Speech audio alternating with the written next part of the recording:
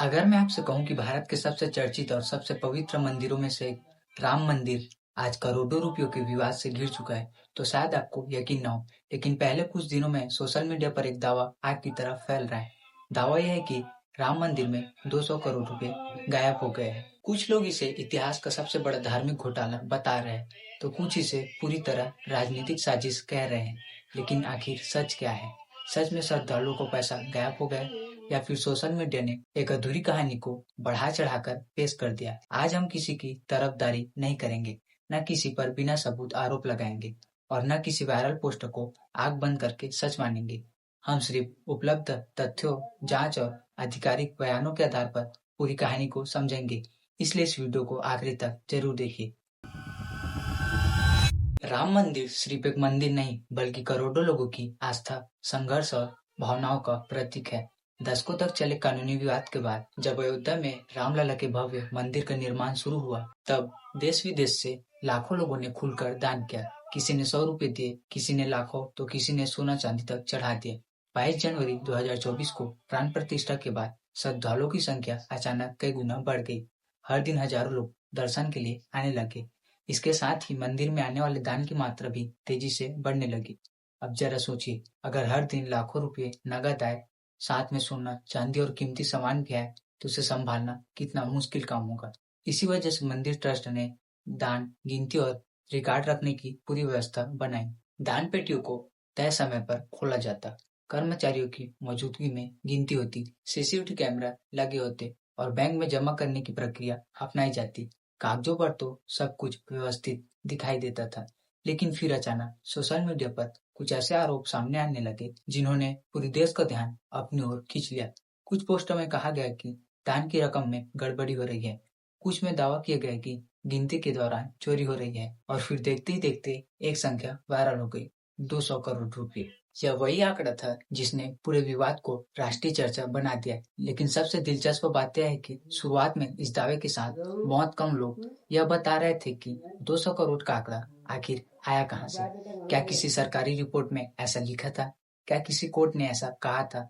या फिर यह सिर्फ सोशल मीडिया की भाषा थी? यही से इस कहानी की असली शुरुआत होती है। जैसे जैसे आरोप बढ़े, वैसे वैसे प्रशासन पर दबाव भी बढ़ने लगा। आखिरकार मामले की जांच के लिए स्पेशल इन्वेस्टिगेशन टीम बनाई गई, ताकि यह पता लगाया जा सके कि दान की गिनती और प्रबंधन में कहीं कोई गड़बड़ी हुई है या नहीं।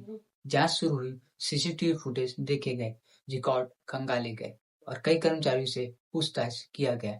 शुरुआती रिपोर्ट में कुछ ऐसी बात सामने आई जिन्होंने लोगों की चिंता और बढ़ा दी। मीडिया रिपोर्ट के अनुसार जांच में दान गिनने वाले कमरे में सुरक्षा व्यवस्था की गंभीर कमियां सामने आई। कुछ सीसीटीवी फुटेज में कर्मचारियों का व्यवहार संगठित दिखाई देने की बात कही गई, लेकिन यहीं पर एक बहुत बड़ी गलती सोशल मीडिया ने की। जांच में संगठित गतिविधियां मिलने और 200 करोड़ रुपए गायब साबित हो जाने, इन दोनों बातों को एक जैसा बताना शुरू कर दिया गया, जबकि किसी भी जांच में सबसे महत्वपूर्ण चीज होती है सबूत। आरोप लगाना आसान है, जांच शुरू होना भी आसान है, लेकिन किसी भी रकम के गबन को कानूनी रूप से साबित करना सबसे मुश्किल चरण होता है। यही वजह है कि इस पूरे विवाद को समझने के लिए हमें सिर्फ वायरल पोस्ट नहीं, बल्कि जांच की पूरी प्रक्रिया को समझना होगा। और यही से कहानी और भी दिलचस्प हो जाती है, क्योंकि जांच आगे बढ़ने के साथ कई नए सवाल सामने आने लगे। क्या सिर्फ कुछ कर्मचारी जिम्मेदार थे? क्या सुरक्षा व्यवस्था पहले से कमजोर थी? क्या ट्रस्ट को पहले से इसकी जानकारी थी? और आखिर वह 200 करोड़ वाला आंकड़ा बार बार क्यों दोहराया जा रहा था? इन सभी सवालों का जवाब मिलेगा पार्ट 2 में। अब तक हमने जाना कि सोशल मीडिया पर 200 करोड़ रुपए गायब होने का दावा कैसे वायरल हुआ, लेकिन किसी भी बड़े आरोप की असली परीक्षा सोशल मीडिया पर नहीं, बल्कि जांच में होती है। इसलिए अब सवाल था, एसटीआई की जांच में आखिर सामने क्या आया? उत्तर प्रदेश सरकार द्वारा गठित स्पेशल इन्वेस्टिगेशन टीम यानी एसटीआई ने सबसे पहले उस जगह की जांच शुरू की जहां श्रद्धालुओं के दान की गिनती होती थी। यह वही कमरा था जहां दान पेटियों से निकले नगद पैसे गिने जाते थे, उनका रिकॉर्ड तैयार होता था और बाद में बैंक में जमा करने की प्रक्रिया पूरी की जाती थी। बाहर से देखने पर यह व्यवस्था काफी सुरक्षित लगती थी, लेकिन जब जांचकर्ताओं ने सीसीटीवी फुटेज और रिकॉर्ड देखना शुरू किया, तो कुछ ऐसी बात सामने आई जिन्होंने पूरे मामले को और गंभीर बना दिया। रिपोर्ट के अनुसार कई मौकों पर कर्मचारियों की नोटों की गड्डियों से खुले नोट निकलकर अपनी जेबों, कपड़ों और अन्य जगहों पर रखते हुए देखा गया। कुछ मामलों में कर्मचारियों के बीच इशारों से बातचीत करने और सीसीटीवी कैमरे की दिशा का फायदा उठाने जैसी बातें भी जांच में दर्ज की गई। यही से लोगों के मन में पहला सवाल उठा, अगर सीसीटीवी में ऐसी गतिविधियां दिखाई दे रही थी तो क्या यही 200 करोड़ रुपए गायब होने का सबूत है? जवाब है नहीं, क्योंकि किसी वीडियो में संदिग्ध गतिविधि दिखाई देना और किसी निश्चित रकम के गबन को साबित कर देना दोनों बिल्कुल अलग बातें हैं। जांच एजेंसियों का काम सिर्फ वीडियो देखकर निष्कर्ष निकालना नहीं होता, उन्हें यह भी देखना पड़ता है कि कुल कितना पैसा आया, कितना बैंक में जमा हुआ, रिकॉर्ड में क्या लिखा है और वास्तविक कमी कितनी है। इसी वजह से आईएसटी ने सिर्फ सीसीटीवी नहीं देखे, उसने बैंक रिकॉर्ड, गिनती के रजिस्टर, भुगतान से जुड़े दस्तावेज और कर्मचारियों के बयान भी जांचना शुरू किए। इसी दौरान कई लोगों के खिलाफ कार्रवाई हुई, कुछ आरोपियों को गिरफ्तार भी किया गया और उनसे पूछताछ शुरू हुई। लेकिन यहाँ एक और महत्वपूर्ण बात सामने आई। एसआईटी की शुरुआती रिपोर्ट में सुरक्षा व्यवस्था की कमियों को कथित वित्तीय गड़बड़ियों का उल्लेख जरूर था, लेकिन सोशल मीडिया पर फैलाए हर दावे की पुष्टि नहीं हुई। उदाहरण के लिए कुछ वायरल पोस्टर में कहा गया कि चांदी की ईंटें और अन्य कीमती वस्तुएं भी गायब है, जबकि शुरुआती जांच में ऐसे दावे का कोई प्रथम दृष्टया सबूत नहीं मिला। यानी जांच में कुछ गंभीर सवाल जरूर उठे, लेकिन साथ ही यह भी साफ हुआ कि वायरल दावों और जांच के निष्कर्मों में अंतर हो सकता है। अब यहाँ एक और दिलचस्प सवाल पैदा होता है, अगर मंदिर में हर दिन लाखों रुपए का दान आता है तो आखिर उस पैसों का हिसाब कैसे रखा जाता है? क्या कोई ऑडिट होता है? क्या हर रुपए का रिकॉर्ड होता है या फिर पूरी व्यवस्था सिर्फ भरोसे पर चलती है? इन्हीं सवालों की वजह से जांच का दायरा और बढ़ा। सिर्फ कथित चोरी ही नहीं, बल्कि ट्रस्ट के कुछ बड़े खर्चों की जांच भी शुरू हुई।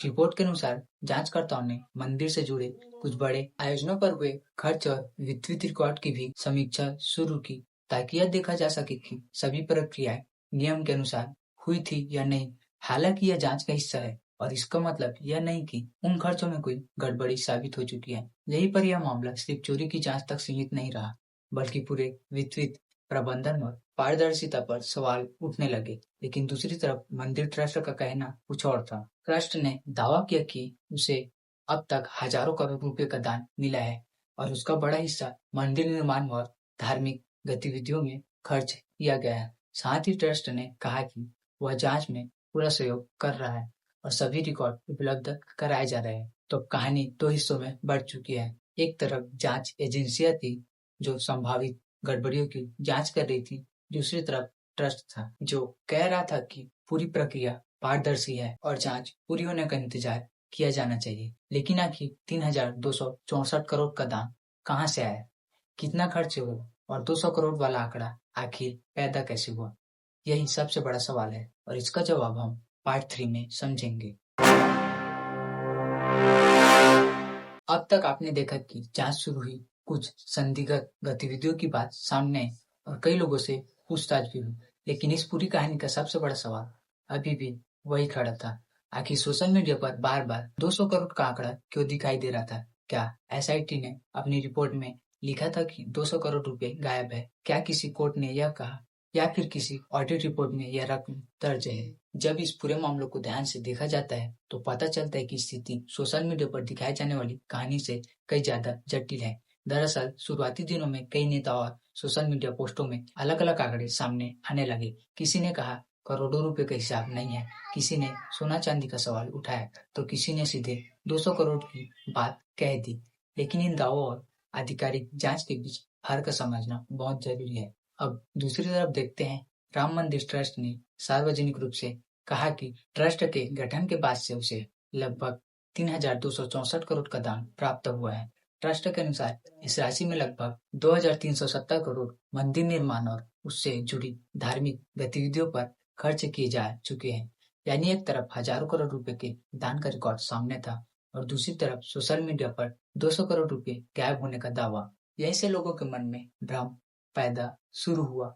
कई लोगों ने यह मान लिया कि अगर जांच चल रही है तो जरूर 200 करोड़ रुपए चोरी हो चुके हैं। लेकिन कानून ऐसा काम नहीं करता। किसी भी वित्तीय मामले में 3 बातें साबित करनी पड़ती है। पहली, कुल कितना पैसा आया, दूसरी, उसका आधिकारिक रिकॉर्ड क्या कहता है और तीसरी, वास्तव में कितना पैसा गायब है। जब तक ये तीनों बातें दस्तावेजों और जांच से साबित नहीं होती, तब तक किसी भी राशि को अंतिम सच नहीं माना जा सकता। और इसी वजह से IST ने सिर्फ नकदी की गिनती नहीं, बल्कि खर्च के रिकॉर्ड, भुगतान की फाइलें, ऑडिट रिपोर्ट, बैंक एंट्री और अन्य विधिक दस्तावेज भी जांचने शुरू किए। जांच का उद्देश्य यह देखना था कि हर प्रक्रिया नियमों के अनुसार हुई है या नहीं। यहीं पर एक और बड़ा मोड़ आया। कुछ मीडिया रिपोर्ट में बताया गया कि जांच का दायरा सिर्फ कथित चोरी तक सीमित नहीं रहा, बड़े आयोजनों और उनके खर्चों की भी समीक्षा शुरू की गई, ताकि यह देखा जा सके कि वित्तीय प्रक्रिया पूरी तरह नियमों के अनुसार हुई है या नहीं। हालांकि जांच होना और गड़बड़ी साबित हो जाना एक ही बात नहीं है, यानी इस समय दो चीजें साथ साथ चल रही थी। पहला, कथित चोरी या गड़बड़ी की जांच, दूसरी, पूरे वित्तीय प्रबंधन की जांच। इसी बीच कुछ लोगों ने यह भी पूछा कि अगर मंदिर में इतनी बड़ी मात्रा में नगद दान आता है तो क्या पूरी व्यवस्था को और भी आधुनिक नहीं बनाना चाहिए? क्या हर गिनती की लाइव डिजिटल रिकॉर्डिंग नहीं होनी चाहिए? क्या हर महीने सार्वजनिक ऑडिट रिपोर्ट जारी होना चाहिए? और क्या श्रद्धालुओं को यह जानने का अधिकार है कि उनके दान का इस्तेमाल कहाँ और कैसे हो रहा है? यह सवाल सिर्फ राम मंदिर तक सीमित नहीं है। भारत के लगभग हर बड़े धार्मिक संस्थान के लिए पारदर्शिता और जवाबदेही की यही बहस समय समय पर उठती रही है। यही वजह है कि पूरे विवाद ने सिर्फ एक मंदिर नहीं, बल्कि आर्थिक संस्थाओं में वित्तीय पारदर्शिता पर भी राष्ट्रीय स्तर पर चर्चा शुरू कर दी गई। लेकिन इस पूरी कहानी में अभी तक आखिरी और सबसे महत्वपूर्ण हिस्सा बाकी है। क्या जांच में अब तक ऐसा कोई सबूत मिला जिससे यह कहा जा सके कि 200 करोड़ रुपए गायब हो गए हैं? और अगर नहीं, तो सोशल मीडिया पर यह दावा इतनी तेजी से क्यों फैल रहा है? इन्हीं दोनों सवालों का जवाब मिलेगा पार्ट 4 में। अब तक की कहानी सुनने के बाद शायद आपके मन में यही सवाल होगा, इतनी लंबी जांच, इतने आरोप, सीसीटीवी फुटेज, गिरफ्तारी, लेकिन आखिर निष्कर्ष क्या निकला? क्या आज हम पूरे विश्वास के साथ कह सकते हैं कि राम मंदिर से 200 करोड़ रुपए चोरी हो चुके हैं? इस सवाल का जवाब है अभी नहीं। और यही इस पूरे मामले की सबसे महत्वपूर्ण बात है। सोशल मीडिया पर अक्सर ऐसा होता है कि जैसे ही किसी मामले में जांच शुरू होती है, लोग उसे अंतिम फैसला मान लेते हैं, लेकिन कानून की दुनिया में ऐसा नहीं होता। किसी भी जांच के 4 चरण होते हैं। पहला, आरोप लगते हैं, दूसरा, जांच शुरू होती है, तीसरा, सबूत जुटाए जाते हैं, और चौथा, अदालत या समक्ष संस्था अंतिम निष्कर्ष देती है। राम मंदिर वाले मामले में फिलहाल जांच के दौरान कुछ गंभीर अनियमितताओं और सुरक्षा में कमियों की बात सामने आई है। कुछ लोगों के खिलाफ कार्रवाई भी हुई है, लेकिन 200 करोड़ रुपए गायब हो गए, यह बात अभी तक आधिकारिक रूप से साबित नहीं हुई है। यही वजह है कि एक जिम्मेदार कंटेंट क्रिएटर होने के नाते हमें जांच और फैसले के बीच का फर्क समझना चाहिए। लेकिन यहाँ एक और बड़ा सवाल उठता है, अगर जांच में 200 करोड़ रुपए गायब होने की पुष्टि नहीं है, तो फिर सोशल मीडिया पर यह आंकड़ा इतना वायरल कैसे हुआ? इसका जवाब इंटरनेट के एल्गोरिथम में छिपा है। आज के समय में जितना चौंकाने वाले हेडलाइन होगी, उतनी ज्यादा क्लिक मिलेगी। सवाल उठे हैं कि कई जगह अगर कोई लिख दे 200 करोड़ चोरी हो गए, तो जाहिर है दूसरा वाला पोस्ट ज्यादा वायरल होगा। यही वजह है कि कई बार आधी जानकारी पूरे सच में ज्यादा तेजी से फैलती है। इस पूरे विवाद के दौरान भी यही हुआ। किसी ने जांच की शुरुआती जानकारी पढ़ी, किसी ने राजनीतिक बयान सुन लिया, किसी ने सोशल मीडिया पोस्ट देख ली, और धीरे धीरे अलग अलग दावे मिलकर लोगों के दिमाग में एक नई कहानी बनाते चले गए। लेकिन जांच एजेंसियों का काम वायरल पोस्ट पढ़कर फैसला देना नहीं होता।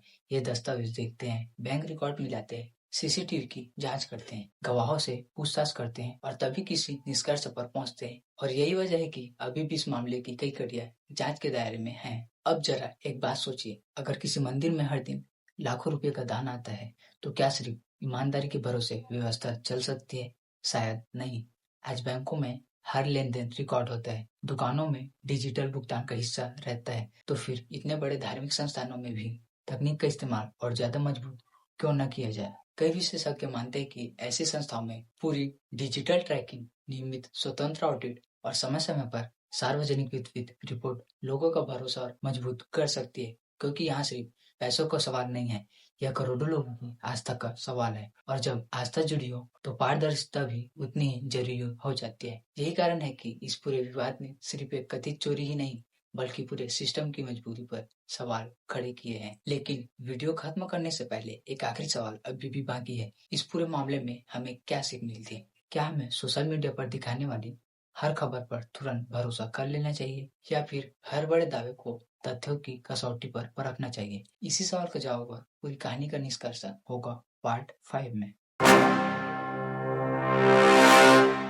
तो अब सवाल है, करीब 20 मिनट तक इस पूरे मामले को समझने के बाद आखिर सच्चाई क्या निकल कर सामने आती है? क्या हम आज पूरे विश्वास के साथ कह सकते हैं कि राम मंदिर से 200 करोड़ रुपए चोरी हो चुके हैं, या फिर यह कहना ज्यादा सही होगा कि जांच अभी जारी है और अंतिम निष्कर्ष आना बाकी है? यही इस पूरी कहानी का सबसे महत्वपूर्ण हिस्सा है। आज के समय में सोशल मीडिया पर कोई भी खबर कुछ ही मिनटों में लाखों लोगों तक पहुंच जाती है, लेकिन सच हमेशा सबसे तेज नहीं फैलता। कई बार सबसे तेज फैलती है अधूरी जानकारी, भावनाओं से भरी हेडलाइन और बिना जांचे परखे किए गए दावे। राम मंदिर वाला मामला भी हमें यही सिखाता है।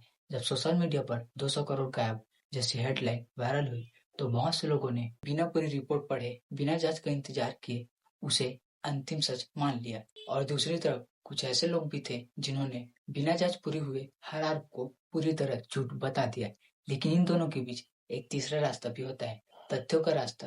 तथ्यों का मतलब जो साबित हो चुका है उसी पर भरोसा करना, जो जांच में है उसे जांच ही मानना, और जो सिर्फ दावा है उसे दावा ही कहना। यही जिम्मेदार पत्रकारिता है, यही जिम्मेदार कंटेंट क्रिएशन भी है, क्योंकि एक वीडियो सिर्फ लाखों व्यूज नहीं लाती, वह लाखों लोगों की सोच भी बदल सकती है। अगर एक गलत जानकारी लाखों लोगों तक पहुंच जाए तो उसका असर सिर्फ इंटरनेट तक सीमित नहीं रहता, बल्कि समाज तक पहुंचता है। इसीलिए किसी भी धार्मिक संस्था, सरकारी संस्था या निजी संस्था, सबके लिए एक ही नियम होना चाहिए।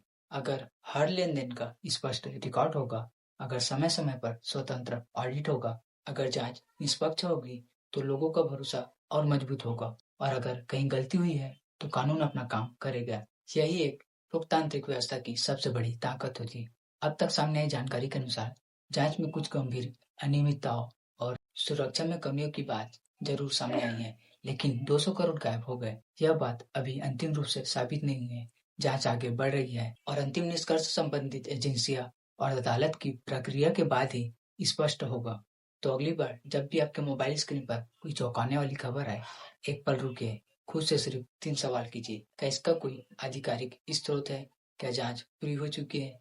क्या यह तथ्य है या सिर्फ दावा? अगर इन 3 सवालों का जवाब मिल गया तो शायद आप इंटरनेट की आधी गलत खबरों से बच जाएंगे, क्योंकि सच्चाई हमेशा शोर नहीं मचाती, लेकिन जब सामने आती है तो हर शोर अपने आप शांत हो जाता है। तो अगर आपको वीडियो पसंद आया होगा तो वीडियो को लाइक करें, शेयर करें और कमेंट में बताएं कि आपको सच में लगता है कि राम मंदिर से 200 करोड़ रुपए गायब हुए हैं।